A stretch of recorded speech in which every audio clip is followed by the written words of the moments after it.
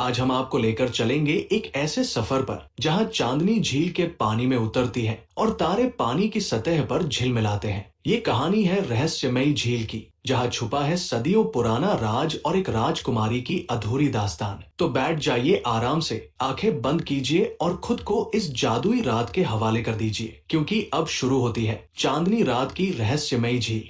एक सूरजपुर नाम का छोटा सा गांव था। ये गांव पहाड़ों और जंगलों के बीच बसा हुआ था। गांव से थोड़ा दूर एक रास्ता जाता था जो घने पेड़ों के बीच से निकलकर एक झील तक पहुंचता था। लोग कहते थे कि उस झील का पानी कभी सूखता नहीं, चाहे कैसा भी मौसम हो। उस रात आसमान पर पूरा चांद चमक रहा था, हवा में ठंडक थी और पेड़ों के पत्ते हल्की सरसराहट कर रहे थे। गांव के ज्यादातर लोग अपने घरों में सो चुके थे। बस आदित्य नाम का एक लड़का जाग रहा था। आदित्य की आदत थी कि रात को वो आसमान में तारे गिना करता, पर उस रात उसकी नजर अचानक झील की तरफ चली गई। दूर से झील चमक रही थी, जैसे उसमें चांद उतर आया हो। आदित्य के मन में एक सवाल उठा, क्या सच में इस झील में कोई राज छुपा है? आदित्य ने तय किया कि वो अकेले झील तक जाएगा। वो धीरे धीरे घर से बाहर निकला। गांव की पगडंडी पर चलते हुए उसे सिर्फ अपने कदमों की आवाज सुनाई दे रही थी। दूर से किसी उल्लू की आवाज आ रही थी और कहीं कहीं झींगुर बज रहे थे।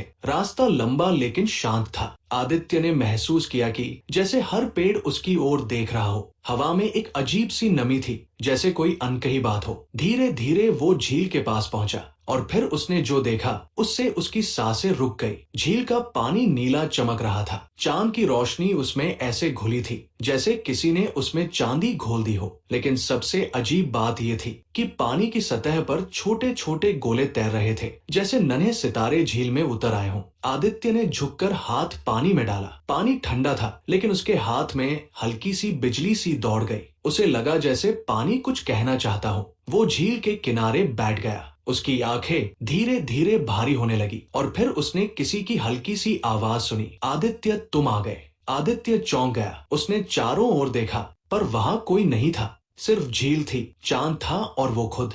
आवाज फिर आई, डरो मत, मैं इसी झील में रहती हूँ। आदित्य ने कांपती आवाज में पूछा, कौन हो तुम? धीरे धीरे झील का पानी हिलने लगा और उसमें से एक हल्की सी रोशनी निकलकर सामने आई। वो रोशनी धीरे धीरे एक रूप लेने लगी। चांदनी सी सफेद पोशाक पहने एक लड़की पानी के ऊपर तैर रही थी। उसके चेहरे पर मासूमियत थी, लेकिन आंखों में गहरी उदासी। आदित्य हैरान था। उसने पूछा, तुम कौन हो? लड़की ने मुस्कुराकर कहा, मैं इस झील की रक्षक हूँ। लोग मुझे चांदनी कहते हैं। आदित्य उसकी आवाज सुनकर मंत्रमुग्ध हो गया। चांदनी ने बताया कि ये झील कभी एक साधारण झील थी, लेकिन सदियों पहले यहाँ एक राजकुमारी ने बलिदान दिया था। उसकी आत्मा ने झील को सुरक्षित रखने का वचन दिया। तब से ये झील सिर्फ उन लोगों को अपने राज दिखाती है जिनके दिल में मासूमियत होती है। आदित्य धीरे धीरे कहानी में खोता गया। उसकी पलकें भारी होती जा रही थी। चांदनी की आवाज लोरी जैसी थी, आदित्य ये झील तुम्हारे सपनों का हिस्सा बन जाएगी।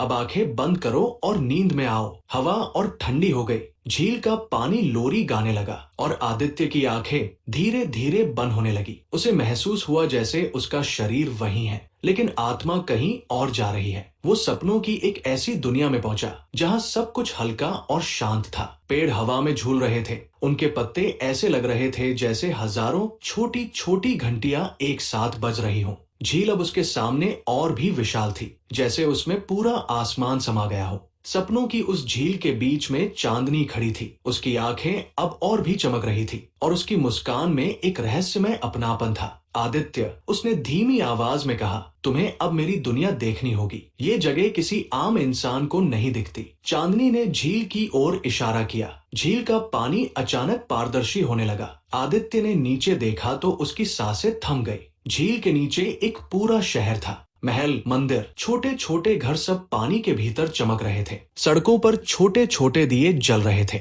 जैसे कोई त्योहार हो। आदित्य की आंखें फैल गई। ये सब क्या है? आदित्य ने पूछा। चांदनी ने उत्तर दिया, ये वही शहर है जो कभी यहाँ था। सदियों पहले एक शाप ने इसे डुबा दिया, लेकिन इसकी आत्मा जिंदा है। जब कोई दिल से सच्चा इंसान आता है, तब ये शहर अपनी झलक दिखाता है। आदित्य धीरे धीरे इस रहस्य में और गहराई तक उतर रहा था। चांदनी धीरे से झील की सतह पर बैठ गई और उसकी आंखें गहरी हो गई। उसने बताया कि सदियों पहले यहाँ की राजकुमारी ने अपने राज्य को बचाने के लिए बलिदान दिया था और वो खुद इस झील का हिस्सा बन गई। आदित्य, मैं वही राजकुमारी हूँ। समय ने मुझे बांध दिया है। मैं अब सिर्फ तब जागती हूँ जब कोई तुम्हारे जैसा मासूम यहाँ आता है। आदित्य की सांसें तेज हो गई। मतलब तुम इंसान थी? चांदनी ने धीरे से हाँ में सिर हिलाया। उसकी आंखों में नमी थी, लेकिन उस नमी में भी चमक थी। फिर उसने कहा, शायद तुम ही वो हो जो मेरी अधूरी कहानी पूरी कर सकता है। आदित्य ने महसूस किया कि झील अब और चमक रही है। पानी की लहरें ऐसे उठ रही थी जैसे वो कोई संकेत दे रही हो।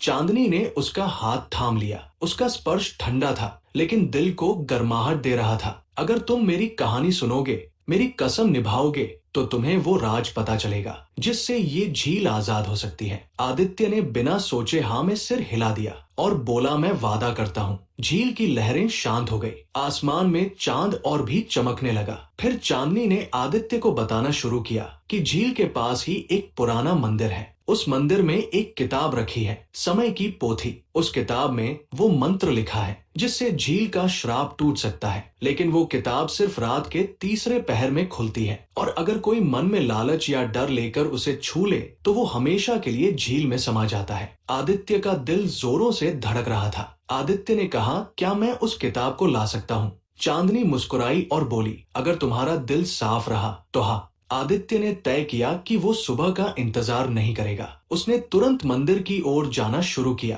रास्ता अंधेरा था, लेकिन झील की चमक उसके पीछे से आ रही थी, जैसे उसे राह दिखा रही हो। मंदिर तक पहुंचने में उसे कई अजीब आवाजें सुनाई दी। कभी लगा कोई उसके पीछे चल रहा है, कभी लगा पेड़ से कोई फुसफुसा रहा है, लेकिन उसने कदम नहीं रोके। आखिरकार वो मंदिर तक पहुंच गया। मंदिर टूटा फूटा था, दीवारों पर बेलें चढ़ी थी और छत से धूल झर रही थी, लेकिन भीतर जाते ही आदित्य ने देखा कि बीच में एक चबूतरे पर वो किताब रखी है। किताब पुरानी थी, लेकिन उस पर हल्की नीली रोशनी चमक रही थी, जैसे वो किसी को पुकार रही हो। आदित्य धीरे धीरे आगे बढ़ा। उसका हाथ कांप रहा था, लेकिन जैसे ही उसने किताब छुई, मंदिर में गहरी घंटी बज उठी। किताब अपने आप खुल गई। उसके पन्ने हवा में उड़ने लगे और उनमें से एक हल्की रोशनी आसमान की ओर उठी। आदित्य ने देखा कि उसमें लिखा था, सच्चाई और बलिदान ही श्राप तोड़ते हैं। उसने वो शब्द जोर से पढ़ दिए। मंदिर की दीवारें हिलने लगी, बाहर हवा तेज हो गई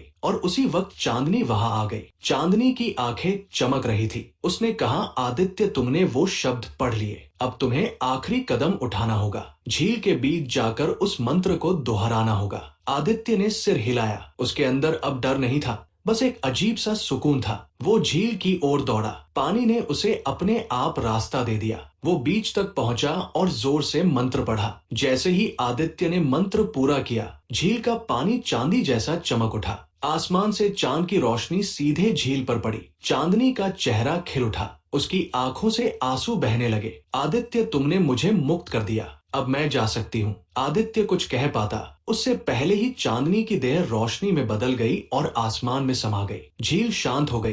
पानी अब सामान्य था, लेकिन आदित्य को पता था कि उसने कुछ ऐसा देखा और महसूस किया है जिसे कभी कोई और नहीं समझ पाएगा। वो झील के किनारे बैठा और गहरी नींद में डूब गया। आसमान में अब भी चांद चमक रहा था, लेकिन झील अब बिल्कुल शांत थी। उसके सपनों में वही झील दिखाई दे रही थी, लेकिन इस बार वहां शांति के साथ साथ एक हल्की सी संगीत की धुन भी थी, जैसे किसी ने धीमी बांसुरी बजानी शुरू कर दी हो। वो सपनों में चल रहा था। चारों ओर फूल खिले थे। फूलों से हल्की हल्की खुशबू आ रही थी। हवा ठंडी थी और दूर से पानी की बूंदों के गिरने की आवाज सुनाई दे रही थी। आदित्य ने देखा कि झील के उस पार एक छोटा सा गांव है। उस गांव में लोग सफेद कपड़ों में घूम रहे थे। सबके चेहरे पर मुस्कान थी। सब बिना बोले एक दूसरे को समझ रहे थे। उसने धीरे धीरे गांव की तरफ कदम बढ़ाए। किसी ने उसका हाथ पकड़ा और मुस्कुराते हुए कहा, तुम वही हो जिसने चांदनी को मुक्त किया है। अब ये जगह तुम्हें भी अपनी कहानी सुनाएगी।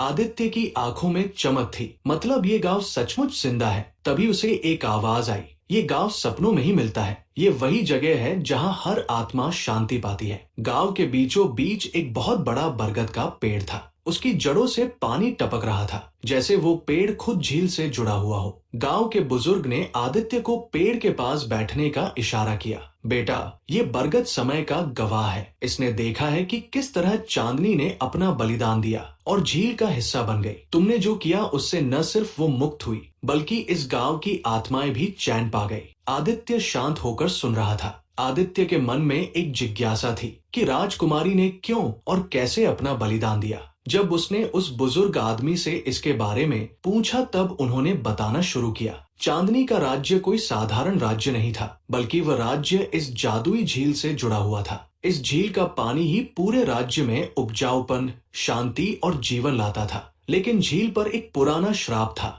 हर 100 वर्षों में झील अपनी शक्ति खो देती थी और अगर कोई पवित्र आत्मा खुद को समर्पित न करे तो पूरे राज्य का धीरे धीरे सूख कर विनाश हो जाता। राजकुमारी चांदनी को बचपन से ये सच्चाई पता थी। उसे मालूम था कि एक दिन उसे ही वो बलिदान देना पड़ेगा। उसने अपने राज्य, अपने लोगों और अपने परिवार के लिए ये वचन लिया था कि जब समय आएगा वो पीछे नहीं हटेगी। इसलिए उसका बलिदान स्वार्थहीन था। अपने सुख अपने जीवन से ऊपर रखकर उसने सबकी भलाई चुनी। कुछ समय बाद वह रात आई जब झील का जादू धीरे धीरे बुझने लगा था। चांदनी झील के किनारे आई, सफेद चांदी सी चमकती पोशाक में। उसने प्राचीन मंत्र पढ़े जो उसके पुरखों से चले आ रहे थे। धीरे धीरे वो झील के बीच चली गई। पानी उसकी ओर खिंचता गया। जब उसने आखिरी प्रार्थना की तो उसकी आत्मा एक उजली किरण बनकर झील में समा गई। उसी क्षण झील फिर से जीवित हो उठी। पानी चमकने लगा, तारे झिलमिलाने लगे और पूरा राज्य सुरक्षित हो गया।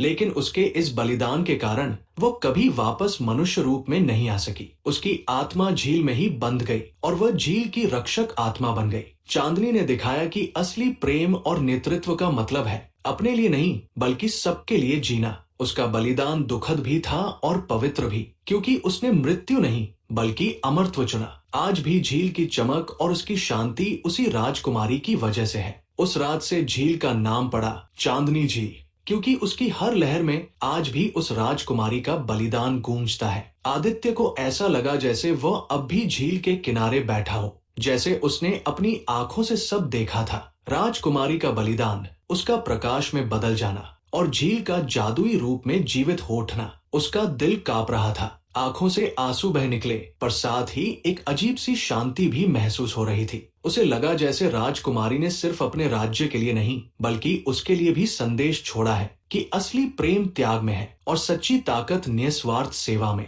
चांदनी की कहानी बताकर जब वो बुजुर्ग शांत हुए तब आदित्य को अपने कानों में एक लोरी सुनाई देने लगी। वो लोरी बहुत धीमी थी, जैसे कोई माँ अपने बच्चे को सुला रही हो। आवाज आती रही, सो जा, रात गहरी है, सपनों का सफर तेरा इंतजार कर रहा है। आदित्य की आंखें और भारी होने लगी। सपनों के भीतर भी उसे नींद आने लगी। आदित्य ने देखा कि आसमान के तारे धीरे धीरे जमीन पर उतरने लगे। हर तारा एक छोटी सी रोशनी बनकर गांव में घूम रहा था। बच्चे उन रोशनियों को पकड़ने की कोशिश कर रहे थे, लेकिन जैसे ही हाथ लगाते तारे हंसते हुए उड़ जाते। आदित्य ने भी एक तारे को पकड़ने की कोशिश की। जैसे ही उसने उसे छुआ, तारे ने हल्की मुस्कुराहट दी और बोला, आदित्य, तुम अब इस झील की कहानी का हिस्सा हो। जब भी तुम चाहो हम तुम्हारे सपनों में आएंगे। गांव के बुजुर्ग ने आदित्य को एक पुराना दीपक दिया। ये दीपक तुम्हें हमेशा रास्ता दिखाएगा। जब भी तुम्हें लगे कि अंधेरा बहुत है, इसे जलाना। इसका उजाला झील और चांदनी की याद दिलाएगा। आदित्य ने दीपक को हाथ में लिया। उसमें से हल्की सी चमक निकली और उसके दिल को सुकून मिला। गांव के लोग अचानक झील के किनारे इकट्ठा हो गए। सबने मिलकर एक धीमा गीत गाना शुरू किया। वो गीत इतना शांत और प्यारा था कि सुनते सुनते आदित्य की सांसें धीमी हो गई और आदित्य ने महसूस किया कि जैसे उसकी आत्मा भी इस गीत का हिस्सा बन रही हो। धीरे धीरे सपनों का गांव फीका होने लगा। लोग मुस्कुराकर हाथ हिला रहे थे। बुजुर्ग ने कहा, अब तुम्हें लौटना होगा, लेकिन याद रखना, जब भी तुम इस झील के पास आओगे, ये गांव तुम्हारे सपनों में जरूर लौटेगा। आदित्य ने सिर झुकाकर सबको धन्यवाद दिया। अचानक आदित्य की नींद टूटी तो उसने खुद को झील के किनारे पाया। सूरज निकलने ही वाला था, पक्षी चहचहा रहे थे और हवा ताजा थी। उसने चारों ओर देखा, सब कुछ सामान्य लग रहा था, लेकिन उसके हाथ में अब भी वो पुराना दीपक था। मतलब जो कुछ उसने देखा वो सिर्फ सपना नहीं था। आदित्य धीरे धीरे गांव की तरफ लौट आया। उसके चेहरे पर शांति थी। गांव वालों ने पूछा, तो रात में कहा था। आदित्य मुस्कुराया और बस इतना कहा, झील ने मुझे अपनी कहानी सुनाई, अब वो हमेशा मेरे साथ है। उस दिन से आदित्य जब भी झील के पास जाता उसे वही शांति मिलती। धीरे धीरे लोग उसे झील का दोस्त कहने लगे और सच में अब वो झील सिर्फ एक जगह नहीं रही थी, वो आदित्य के जीवन का हिस्सा बन चुकी थी। गांव के लोग अब भी उस झील से डरते थे, कोई रात को वहां जाने की हिम्मत नहीं करता था। लेकिन आदित्य के चेहरे पर इतनी शांति देखकर सबको हैरानी हुई। धीरे धीरे गांव वाले आदित्य से पूछने लगे, क्या सचमुच झील में कोई डरावनी चीज है? आदित्य मुस्कुराया और बोला, नहीं, वहां डर नहीं बल्कि सुकून छुपा है, बस दिल साफ होना चाहिए। गांव वालों को उसकी बातें समझ में तो नहीं आई, लेकिन उन्हें आदित्य की आंखों में सच्चाई दिख रही थी। रात को आदित्य ने वो पुराना दीपक जलाया जो उसे सपनों के गांव से मिला था। जैसे ही दीपक जला, कमरे में हल्की सी चमक फैल गई। कोई शोर नहीं, बस शांति। दीपक की लौ बिना हिले डुले बिल्कुल स्थिर थी। आदित्य ने उसकी तरफ देखा और अचानक उसे फिर वही लोरी सुनाई दी। आदित्य ने बिस्तर पर लेटते हुए महसूस किया कि अब उसकी रातें कभी अकेली नहीं होंगी। समय बीतता गया, आदित्य बड़ा हुआ, लेकिन झील और चांदनी की याद कभी फीकी नहीं पड़ी। कभी कभी जब वो झील के किनारे जाता तो हवा में वही खुशबू आती, वही हल्की रोशनी झिलमिलाती, जैसे चांदनी अब भी वहां मौजूद हो। वो अक्सर रात को आसमान की तरफ देखता और सोचता, कहीं न कहीं वो अब भी मुझे देख रही होगी। और हर बार उसकी आंखें खुद ब खुद बंद हो जाती। नींद में वही सपनों का गांव, वही बरगद, वही तारे उतर आते। सालों बाद आदित्य के बच्चे हुए। उसने उन्हें भी झील की कहानी सुनाई। बच्चे हैरान होते, लेकिन जब वो सच में झील के किनारे जाते तो उन्हें भी वही सुकून महसूस होता। धीरे धीरे गांव वालों का डर खत्म हो गया। झील अब भूतिया जगह नहीं बल्कि शांति की झील कहलाने लगी। लोग वहां जाकर बैठते, ध्यान करते और सुकून पाते। आदित्य को लगता जैसे चांदनी का आशीर्वाद अब पूरे गांव पर है। एक रात आदित्य झील के किनारे बैठा था। उसके हाथ में वही पुराना दीपक था। उसने आसमान की ओर देखा, चांद चमक रहा था, तारे झिलमिला रहे थे। उसने दीपक की लौ को देखा और आंखें बंद की। अचानक उसे लगा जैसे कोई उसके पास बैठा हो। हल्की सी आवाज आई, धन्यवाद आदित्य, तुमने मेरी अधूरी कहानी पूरी की। आदित्य मुस्कुराया, अब उसकी आंखें भारी हो गई। उसने दीपक के पास सिर टिकाया और धीरे धीरे नींद में चला गया। उस रात उसने आखिरी बार वही सपना देखा, चांदनी, झील और सपनों का गांव। और उसके बाद आदित्य की आत्मा भी उसी झील का हिस्सा बन गई। अब हर रात जब हवा झील के ऊपर से गुजरती है तो उसमें दो आवाजें सुनाई देती है, एक राजकुमारी की और एक मासूम लड़के की।